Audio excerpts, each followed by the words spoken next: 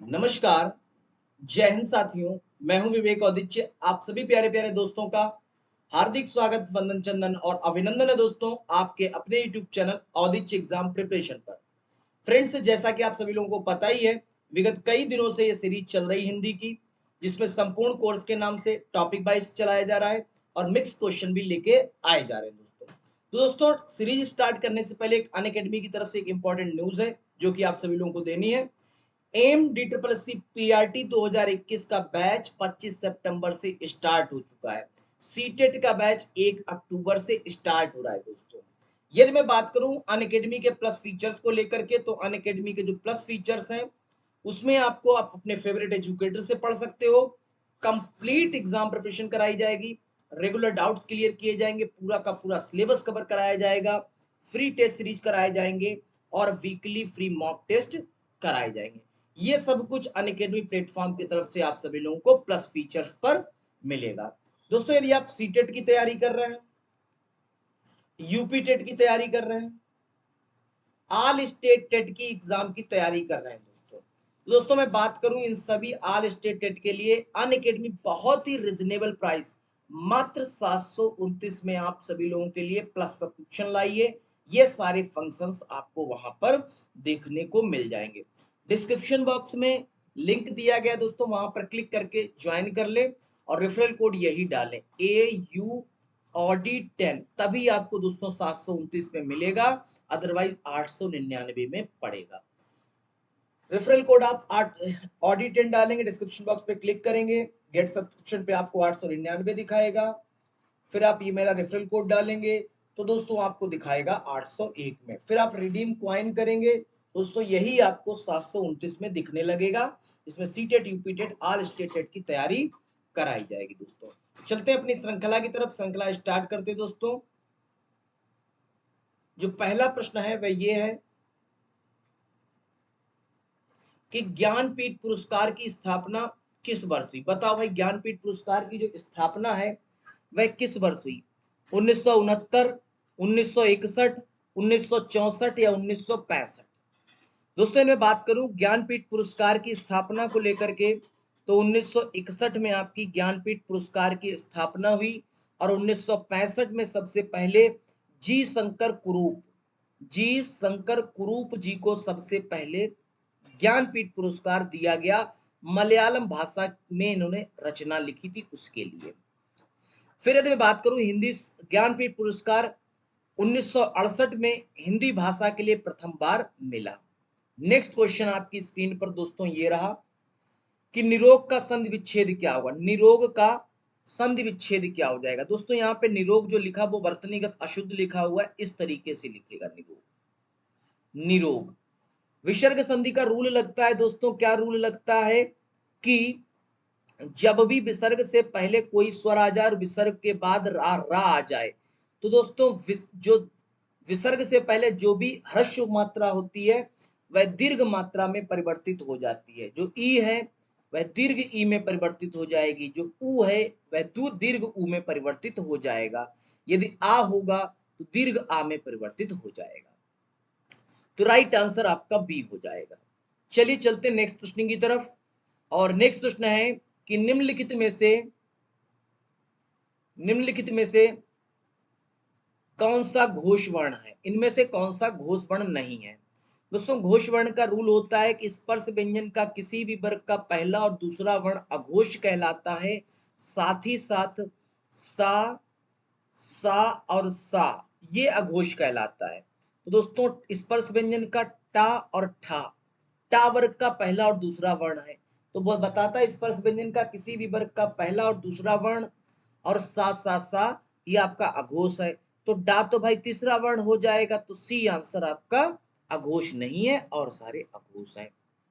Next question है कि स्वरों की संख्या कितनी है? ये आपको बताना है कि स्वरों की संख्या कितनी है। 9 है, 10 है, 12 है या 11 है? दोस्तों, इनमें बात करूं कामता प्रसाद गुरु के अनुसार या आपके एनसीईआरटी आयोग के अनुसार, तो जो स्वरों की संख्या है वो 11 होती है। वहीं पंडित भोलानाथ तिवारी के अनुसार स्वरों की संख्या यदि आपसे पूछी जाए तो आप बताना 10, सिर्फ पंडित भोलानाथ तिवारी के अनुसार। क्योंकि पंडित भोलानाथ तिवारी ने ऋर ऋर मात्रा को स्वर में काउंट नहीं किया है। यदि मैं बात करूं संस्कृत भाषा को लेकर के, तो भाषा संस्कृत में स्वरों की संख्या दोस्तों 9 होती है। अच प्रत्याहार बनता है आ ई उड़ा रिल्ला का ए ओंगा ए चा हा या रा बड्डा। इस तरीके से आपका अच प्रत्यय ए चा तक बनता है आपका। उसके बाद हल जो है वह आपका व्यंजन में चला जाता है। इधर उधर क्या है? सर्वनाम है, विशेषण है, अवयव है या कारक है? तो दोस्तों ये मैं बात करूं इधर उधर क्या है, तो ये मैं इधर उधर की व्याख्या करूं दोस्तों, सर्वनाम क्या होते हैं? वे शब्द जो संज्ञा के स्थान पर प्रयोग किए जाते हैं वे सर्वनाम कहलाते हैं। वे शब्द जो संज्ञा और सर्वनाम की विशेषता बतलाते हैं वे विशेषण कहलाते हैं। वे शब्द जिन पर लिंग वचन कारक काल पुरुष का कोई भी प्रभाव नहीं पड़ता वे अवयव कहलाते हैं। और वे शब्द जिनमें वाक्य में आपस में संबंध प्रकट हो, संबंध कर बताने वाले, उन्हें हम कारक कहते हैं। तो देखो भाई इधर और उधर में लिंग वचन कारक बदल के देखो, बदलेगा ही नहीं, इधरों उधरों थोड़ी ना हो सकता है, अवयव हो जाएगा। नेक्स्ट क्वेश्चन है कि अर्थ के आधार पर क्रिया विशेषण का वर्गीकरण नहीं है, यह बताना है आपको। रीतिवाचक, परिमाणवाचक, संबंधवाचक या उपयुक्त में से सभी। दोस्तों अर्थ के आधार पर क्रिया विशेषण का वर्गीकरण नहीं पूछा गया है। तो रीतिवाचक होता है, परिमाणवाचक होता है, कालवाचक होता है क्रिया विशेषण, और आपका स्थानवाचक क्रिया विशेषण होता है। तो क्रिया विशेषण के प्रकार कितने होते हैं? बोले क्रिया विशेषण के 4 प्रकार होते हैं। जो क्रिया की विशेषता बतलाए उन्हें क्रिया विशेषण कहते हैं। और जो संबंधवाचक है दोस्तों ये आपका अवयव का प्रकार है। अवयव के 4 प्रकार होते हैं, संबंधवाचक, क्रिया विशेषण, समुच्चय बोधक और आपका विस्मयादि बोधक। इस तरीके से आपके 4 अवयव के प्रकार बनते हैं और इनको अविकारी शब्द के नाम से भी हम जानते हैं।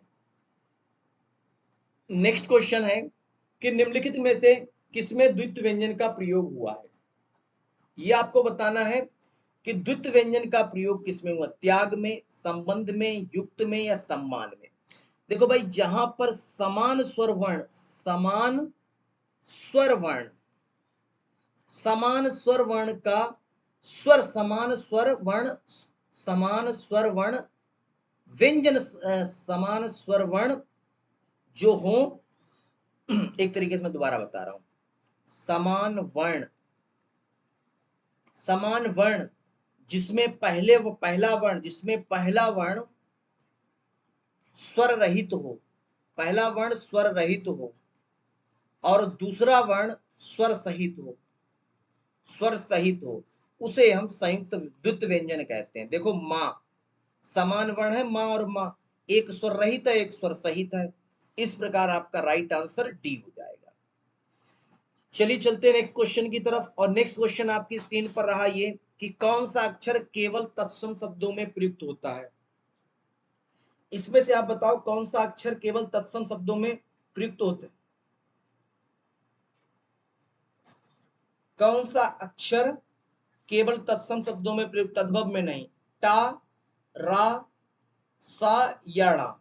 तो णा जो है ये सदैव संस्कृत में प्रयोग किया जाता है, याद रखना है आपको। नेक्स्ट क्वेश्चन है कि स्वर संधि के भेद कितने हैं? स्वर संधि के कितने भेद हैं? 3, 5, 4 या 2? तो स्वर संधि के भेद की बात करें तो स्वर संधि के 5 भेद हैं। दीर्घ संधि, गुण संधि, वृद्धि संधि, यण संधि और अयाद संधि। वहीं यदि मैं बात करूं संधि के भेद तो 3 है, स्वर संधि, व्यंजन संधि और विसर्ग संधि। राइट आंसर आपका सी हो जाएगा। चलिए चलते हैं नेक्स्ट प्रश्न की तरफ। और नेक्स्ट प्रश्न है कि हिंदी में व्यंजन वर्णों की संख्या जो है वह कितनी होती है? 22, 35, 33 या 38? दोस्तों हिंदी में व्यंजन वर्णों की जो संख्या होती है वह 33 होती। कैसे होती देखो, 25 स्पर्श व्यंजन हो गए, 4 अंतःस्थ व्यंजन हो गए और 4 ऊष्म व्यंजन हो गए। जोड़ दो कितने हो जाएंगे? 33 हो जाएंगे। ठीक है भाई, हाँ ठीक है सर, बी आंसर सही हो जाएगा। चलिए भाई चलते हैं नेक्स्ट प्रश्न की तरफ कि कंठ तालव्य वर्ण है आ, आ, ई, ए, ऐ, उ। तो कंठ तालव्य वर्ण की बात करें दोस्तों तो आ और आ बोलो, आ और आ, का खा गा गा अंगा, ये जब बोलोगे तो कंठ ध्वनि निकलेगी। और ई बोलोगे तो जीभ का स्पर्श तालु से होगा। वहीं ऊ और ऊ बोलोगे तो दोनों ओठों का स्पर्श होगा। वहीं कंठ तालब की बात करें तो ए और ऐ हो जाएगा। सी आंसर सही हो जाएगा।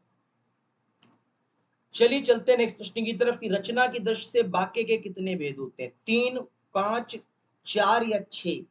तो रचना की दृष्टि से वाक्य के भेद की बात करें तो 3 होते हैं रचना की दृष्टि से वाक्य के भेद। कौन कौन से? सरल वाक्य, संयुक्त वाक्य और आपका मिश्र वाक्य। वहीं अर्थ के आधार पर यदि मैं बात करूं कितने होते हैं, तो आप कहना 8 होते हैं। अर्थ के आधार पर 8 और रचना के आधार पर 3। नेक्स्ट क्वेश्चन कि इत्यादि शब्द में कौन सी संधि है? बताओ भाई, इत्यादि शब्द में कौन सी संधि? यण संधि, वृद्धि संधि, दीर्घ संधि या गुण संधि? इत्यादि शब्द का यदि मैं संधि विच्छेद करूंगा तो इति और आदि से मिलकर के क्या बनेगा? इत्यादि बनेगा। ई और आ के मिल से दोस्तों क्या बन जाएगा? या बन जाएगा। ई और आ के मिल से या बन जाएगा। इस प्रकार आपका जो राइट आंसर है वही यण संधि हो जाएगा। ए आंसर सही हो जाएगा। दोस्तों इसी के साथ साथ आज की श्रृंखला यहीं पर समाप्त करते हैं। यदि आपको यह सीरीज कंटिन्यूअस चाहिए तो भाई लाइक वाला बटन तो दबाना ही पड़ेगा, और सब्सक्राइब वाला बटन जब तक नहीं दबाएंगे मेरे दोस्त तब तक नोटिफिकेशंस कैसे मिलेगी? नोटिफिकेशंस पाने के लिए लाइक वाला बटन दबाएं दोस्तों, और इस श्रृंखला कंटिन्यूअस पाने के लिए आपको सब्सक्राइब करना पड़ेगा। धन्यवाद, जय हिंद साथियों। मिलते हैं एक नेक्स्ट वीडियो के साथ, एक नेक्स्ट टॉपिक के साथ। धन्यवाद साथियों।